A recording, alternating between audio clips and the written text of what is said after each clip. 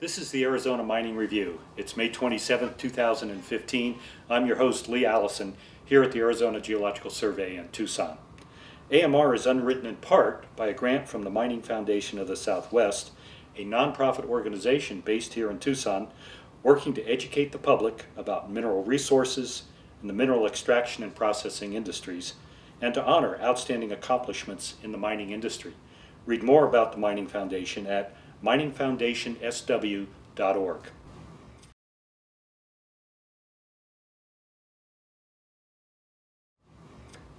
And as usual, we kick off our show with Nyal, the head of our economics section and the Arizona Geologic Survey based in Phoenix. Nyal, happy spring, and we understand it's getting ready to rain in Phoenix, maybe. The El Nino is kicking in late, but it's providing us not much rain, but a lot of nice, cool weather. All right. Well, that's wonderful. Normally, it could be pretty hot this time of the year. So, but you've got some updates, I understand, on mineral production from 2014. We'd heard earlier in the year some of the rough numbers, but I think you've got some more detailed numbers and some explanation of where the big increases came from for last year's production. Yeah, finally many of the annual reports are available, and so I've been gathering up the production figures. And it seems, without having all of Mercator's production, I'm still struggling to get the last half of the year after they declared bankruptcy. But ignoring that, we produced almost exactly 2 billion pounds of copper. That's the highest total since 2000, when we had about 1.96 billion pounds of production. That reflected an increase of about 10.6% over 2013.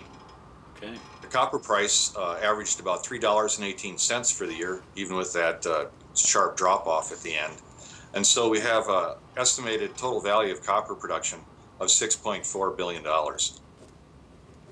In addition, we had 39 million pounds of molybdenum production, and the price averaged a little over $11 a pound.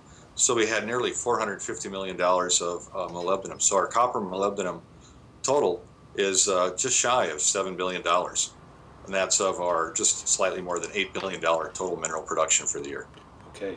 And when we talk about mineral production, it's not only the hard rock minerals, but we've got sand and gravel and aggregate and some of those things. All of the minerals except things like coal, a fuel mineral, correct?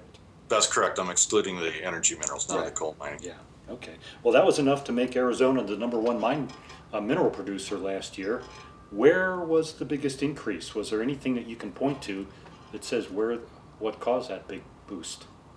Yeah, that Arizona jumped up over Nevada was due to that increase in production that I mentioned, and also that their gold production actually dropped. Plus, we obviously saw the changes in prices. More specifically to Arizona, however, we saw the largest increase coming from the expansion of Merrin.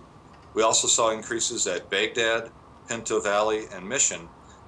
We would have been even higher, except we saw a drop-off of about 25 million pounds at the Ray mine.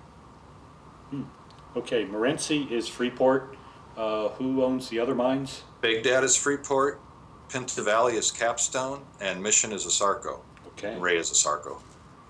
So a variety of companies, but it sounds like Freeport was probably the biggest beneficiary, the biggest contributor to this. Freeport by far dominates our state's mineral production and certainly the copper production. Okay. Well, it's not just the amount of material they're pulling out of the ground. Merrin had some other significant upgrades. Do you want to talk about their capacity to actually process the ore that's coming out of the ground? Yeah. The last couple of years, Freeport's been investing nearly $2 billion in an expansion at Merrin.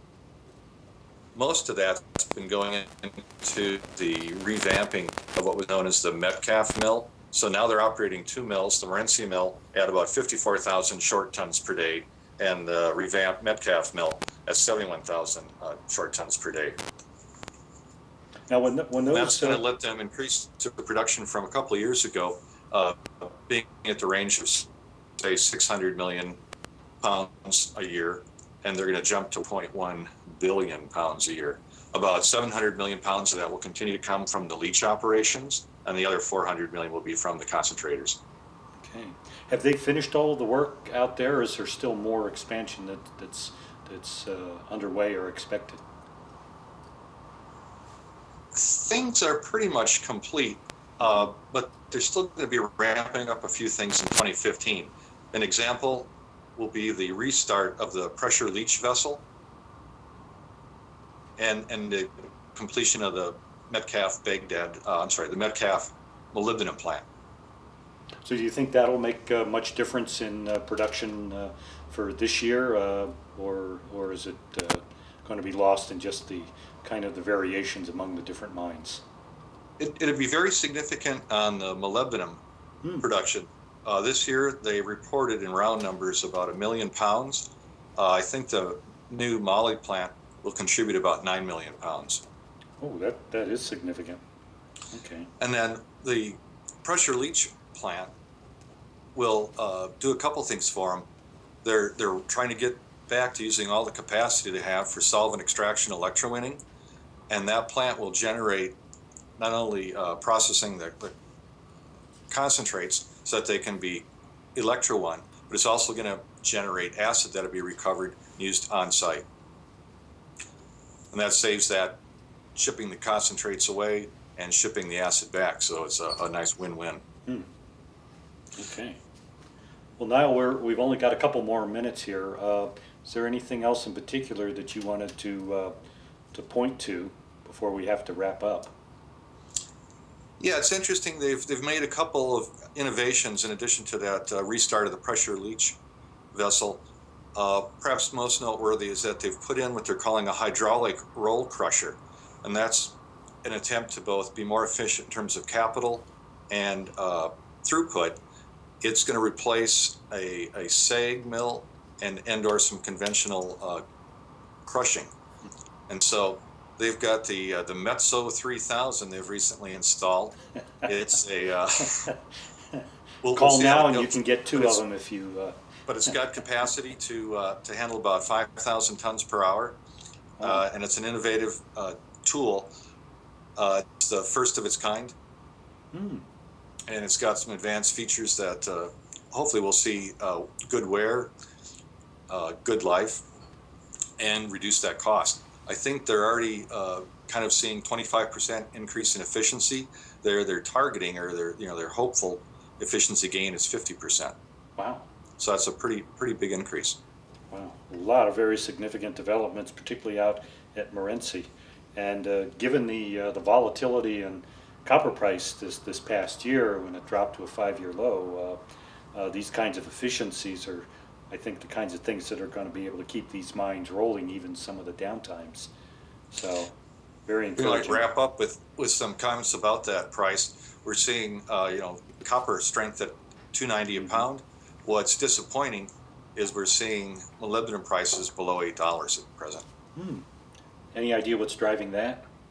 My guess would be that with the weak Chinese demand for steel production, it's softening that demand for molybdenum. Okay. So again, a lot of this goes back to Chinese demand, which is often very hard to decipher. Okay. Well, Niall, thank you. Fascinating, some really interesting news, and I think your recent tour of the Merrin operations really paid off. You've got some real interesting insights and observations there. So thanks again for joining us. We'll look forward to talking to you next month. Always a pleasure, Lee. We'll see you then. Well, joining us now is Dr. Manuel Valenzuela, who is the superintendent at the Sahuarita Unified School District here south of Tucson. So welcome to the program. Thank you for having me. I'm glad to be here. Well, great. And the reason we've invited you in today is that you are developing a program in the high schools in Sahuarita to train students for careers in the mining industry. Yes, we are. Okay. So I want to ask you, tell us a little bit about what is this program going to do? What kind of training? What are you getting students prepared to do? I think most people would agree that excellent education is a critical element of any thriving society, any strong economy, workforce investment. And what we've been working really hard in our region is to do that with intentionality and with strategic focus, so that we have a process that's driven on working with those stakeholders in our community, largely the southern Pima County, southern Arizona area, and intentionally meeting regularly and identifying what our common interests are within those parameters, so that we can find out what we have in common and share our collective resources and talents to build programs that are mutually beneficial and that help all of us to grow and to define a regional vision. So one of the things we found out in this process is that our sector is largely defined by the mining industry. We have at least 2 major operating mines in our area, and in addition to other related fields such as the supply chain sector and also agriculture, where these skills overlap. And one of the things we hear in these conversations is that they have a strong need, and will continue to have a strong need, for highly skilled, highly technical workforce, that there are tremendous opportunities. And so we seize the opportunity to help each other develop programs that are in demand, that will provide jobs and vibrant job opportunities for students, and also meet the needs of the industries in our community. Okay, so you're targeting the mining industry. You've got a couple of big copper mines down close to the community down there, right? And this industrial technologies pathway, I think, is part of what is that the official name of it? Yes. Or, okay, and so you're going to be. What kind of careers are you training the students in? Well, one of the things we heard from all of these different business entities in our region is that they have a high need for individuals with technical skills in the area of diesel technology. And I've visited and been on site in some of these properties, and I see the enormous magnitude of the equipment that they work yes. on, and the types of technology that's involved. And there's tremendous opportunity there, and it seems to be kind of a common intersection among the businesses of the region. And they told us that there's a shortage of people with high skills in these areas. So what we are doing is we are partnering with these mine and related field industries, along with the Pima Community College and the Pima Joint Technical Education District, to build a program that's going to train students to achieve a basic level of national certification proficiency after a year, so that when they graduate, they have the skills that are in demand in the workforce. And then from there, they can continue education in cooperation with Pima Community College, so that there's a seamless transition.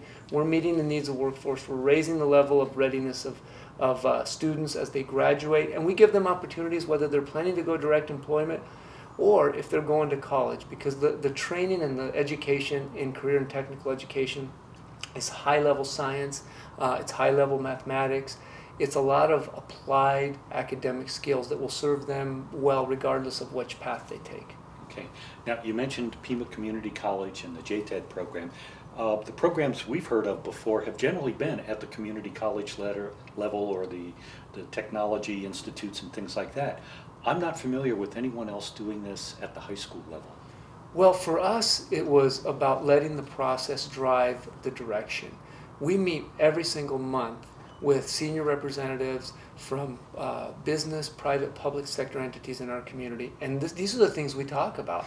And so if these are the needs in our community, and we are striving to raise the level of academic outcomes for all students, and there's an intersection there of needs and goals that we have, then there's really no reason to not move toward the direction of initiating programs that will be for the betterment of the greater community, that will provide jobs, education, workforce investment, and hopefully a systemic effort at building a vision for the entire region that's aligned and that's congruent, and that is going to promote the strength and the continued growth of the area.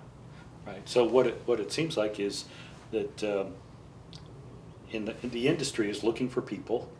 You've got really good students coming out, some of whom may not be interested in going into college or going right away, and the mining companies may be looking all over the country trying to find the appropriate people. If they can come out of your program with those skill sets, they can find jobs local, here, close to home. The mining industry, the numbers we've seen, generally the salaries overall are about twice what the statewide average is. Yes, sir. So it offers incredible opportunities for the students. It seems like a win-win situation all down the line. The more we meet, talk, and choose to engage in conversation, the more the doors of possibility continue to open for us. I think, historically, traditionally, and I'd speak for myself as an educator, we sometimes tend to focus on being the best that we can be within the walls of our own domain, as perhaps probably the business sector does the best they can. And there's tremendous possibility if we're willing to kind of bring down some of those traditional walls that define our respective entities, and find for overlap and commonality and a willingness to be open and to share and to take what we have in common and raise it for the greater good of all of the entities and for the community as a whole. Okay. This is an amazing program, and my sense is, from what I've talked to people in the mining industry, there's nothing like this that they've seen anywhere else. So this is something you've invented. You've come up with this, from what I can tell. You're not building this on something else that some other high school has done or a school district. This really seems to have come out of your local community. Well, there's been research about the concept of collective impact, which has some related ideas. I think the uniqueness of this is it's very much a grassroots initiative and a willingness to commit to regular conversation and openness to where the intersection of our respective interests can allow us opportunities to be open, to work together, to create an identity of the region where there's a connectedness among the different entities that, if moved to its potential, raises the level of success of all. So it really is a collective effort. Okay. How far along is the program? Well, we've been working hard on this for about a couple of years in terms of planning and building the relationships, the trust, the understanding of the needs. And we're pretty excited because we're at a point right now where we are planning to launch the first cohort of students in the field-based Central Campus program. It's going to be 2 days a week, and we have for heavy equipment and also for diesel technology. And the goal is to have 20 students in the diesel program, and these aren't just Sahuarita kids. They could be from any of the surrounding areas. They're central programs. It's a regional identity, and it's the same with heavy equipment. We're shooting for 40 students for the first cohort, and so it's pretty exciting after a lot of hard work and shared planning to be at the point where we expect to see some initial fruits of the outcomes. The U of A has been involved with their San Javier mine. That's where a lot of the field work is expected to take place through a partnership with them. We're right now working to get loans, donations of old heavy equipment and things to help adjust and adapt the very nice auto technology facility at our high school so that it has the capability to meet this different level of need. But we've found a very receptive audience in the business sector in this community and across the state. I think there's excitement about the fact that we're all working together to create a better Arizona for the good of all, as defined by not only education but quality of life, workforce investment, and the economic vitality of our region. Okay. Well, I first heard about the program from economic development folks in the city of Sahuarita, and conversations with the mining industry, and so everybody that I've talked to has been enthusiastic, and this partnership you described seems to be just grabbing hold of everybody. And we'll make sure that we'll post the connection, a link or contact information on screen here.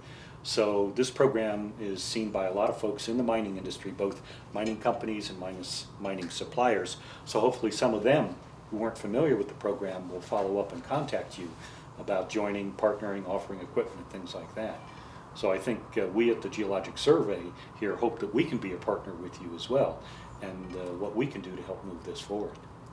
There is tremendous possibility, and we've been so encouraged by what we can do if we're willing to look for opportunities and share our collective resources, efforts, and hard work. And we're excited about starting to go forward and really delivering on what we think is a pretty promising concept. Right. Well, it's great that you mentioned collective impact. It turns out that's a process that we've gotten engaged here in other projects we're involved with, and really excited about it. And so it's exciting to see how it's applied in a different area. But it really seems like a very successful idea that you're putting into place now. So it's a pretty simple but powerful concept, isn't it? Yes. When we all work together, we can all win together. Right, absolutely. Well, thanks so much for joining us, and we'll probably ask you to come back sometime in the near future and hear how the first cohort has played out and where it's going and what success you've had and what needs you still have in the program. We are very excited about going forward with this program in the fall, and it will be my pleasure to come back and follow up and give you an update. Fantastic, great. Thanks for joining us. My pleasure. Okay. Joining us now is Patrick Merrin, the Vice President of the Arizona Business Unit of Hudbay Minerals. Pat, welcome to the show. Thank you very much, Lee. I appreciate you having me here today.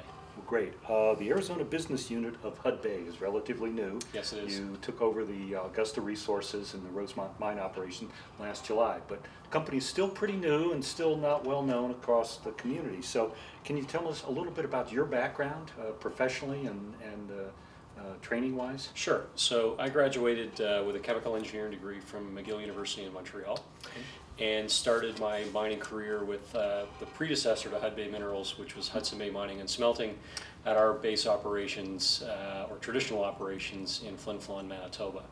Okay. So I worked there in the zinc plant and copper smelter for 3 years before I was transferred to South Africa. At the time we were part of Anglo American.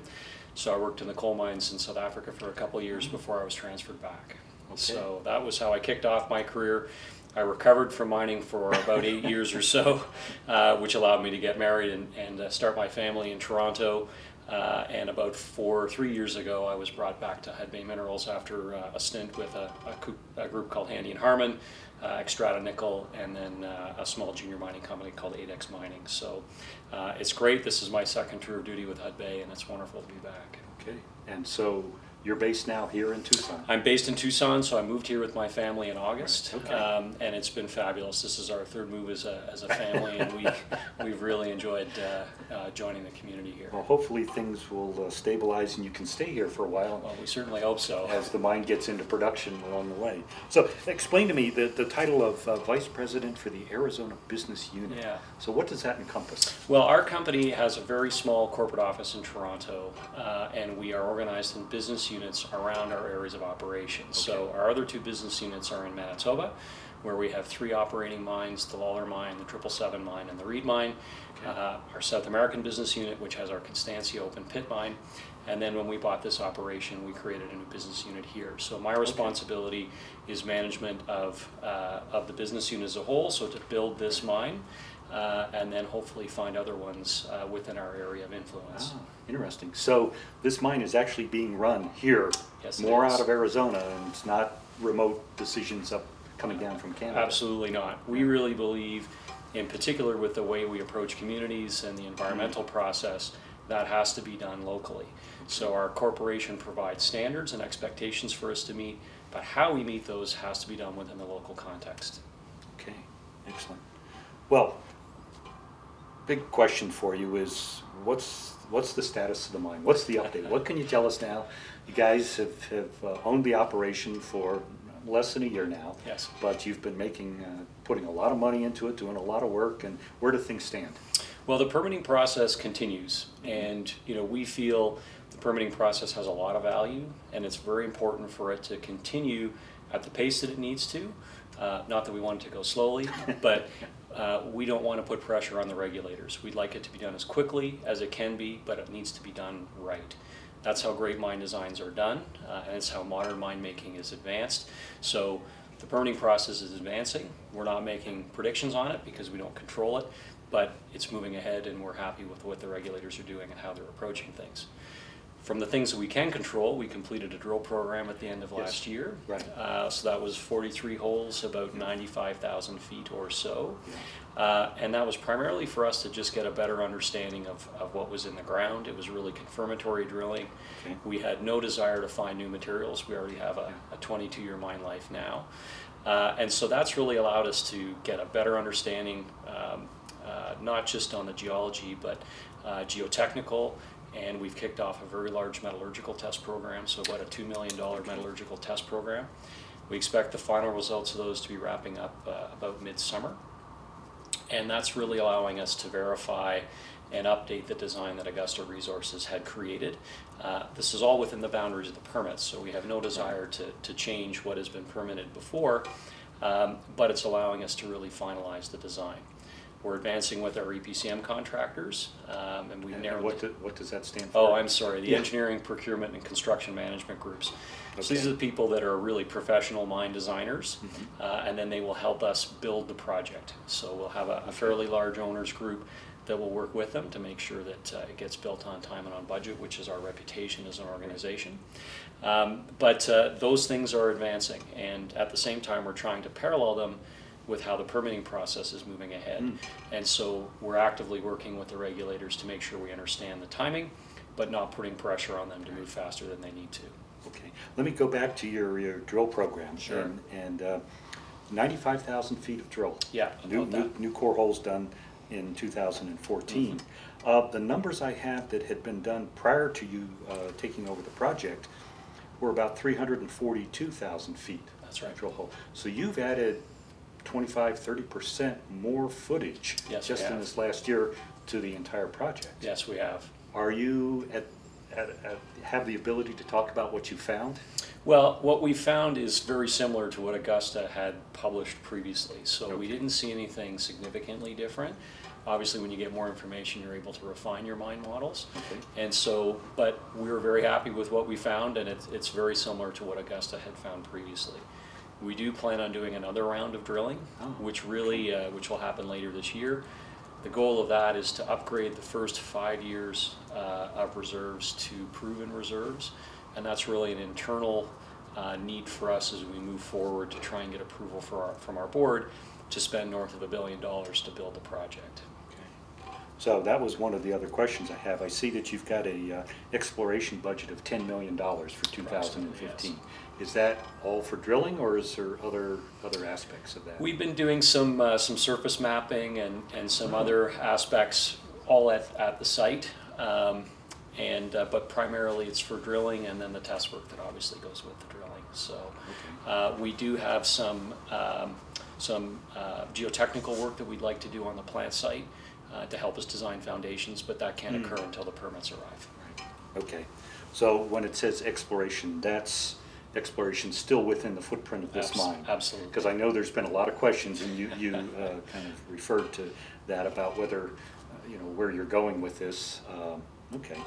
There's also in your forecast, I think, $60 million for capital expenditures this year.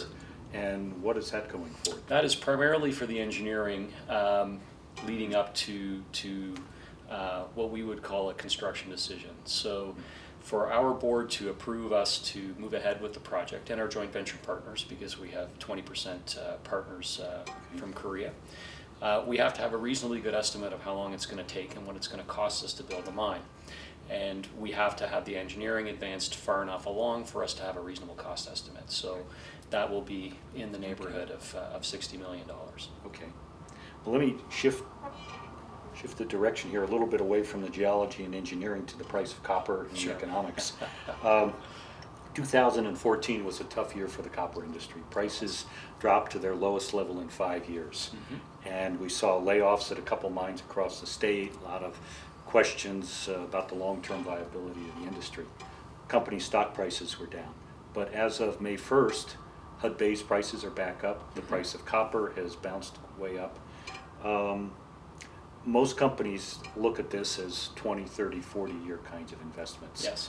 Do you see this kind of variation in price that we've had this past year as raising questions with your board, with your stockholders, with your investors or partners that you think will have any kind of significant impact on the project? No, we certainly don't. Two parts to that. The first is when we look at the economic evaluation of projects and our business, we use an average long-term copper price. Okay. So inevitably when you have an average, there will be days that it's above and days that it's below. Right. And so this period right now does not change our long-term view. As a matter of fact, over the last year, our long-term copper price has ticked up a little bit, despite you know, what we've seen over the last 6 months. Okay. But also the medium-term fundamentals of the copper market are extremely strong. Regardless of where you are in the world, it takes about a decade to start a new copper mine. And the market for copper continues to grow at roughly 4% a year. And after this year, there's a dearth of new mining projects coming online. So as long as the market continues to grow as it has been, we expect in the medium term that the fundamentals of the copper market are going to shift, and hopefully we'll see better prices. That being said, because of the long period of time it takes to bring a new mine online, the prices may stay elevated for a little while, which we'd be delighted with. Well, can you venture a guess as to, if everything fell into place, if all the regulatory processes went through on their normal schedule, when might you actually get into production? That's a good question. There's a lot of variables to it, so I would say that if all things being equal, we'd love to start construction next year. Okay. It could happen at the beginning of the year, it could happen near the end of the year, but there's a lot of things right now that are out of our control. It's what we would like to see, but it's by no means a prediction. Okay, that would be starting construction. When might you actually produce the first pound of copper? Well, that also, there's a number of variables in how we decide to approach the project, but I would say that it'll be roughly a 30-month construction period before we start ramping up. And then, as we've seen at our mine in Peru, it takes between 6 to 9 months of ramp up before you start to see concentrate production. So let me just do back of the envelope calculations. Possibly, if everything fell into place, you could be producing copper in 2019. I think, yes, that's a possibility. Okay, and I mention that because I've looked at some of your economic forecasts, and right now in current mode, there's I think a projection of a surplus of copper in storage and on the markets, and that's helped keep the prices low, particularly over this last year. But you're projecting a very significant global deficit in copper supply starting in 2018 and 19, and I didn't see your numbers going forward from that. Mm-hmm. So in a best possible scenario, you might be coming on with copper production just at a time when there's a very significant worldwide shortage. We would be delighted if that was to occur. Okay.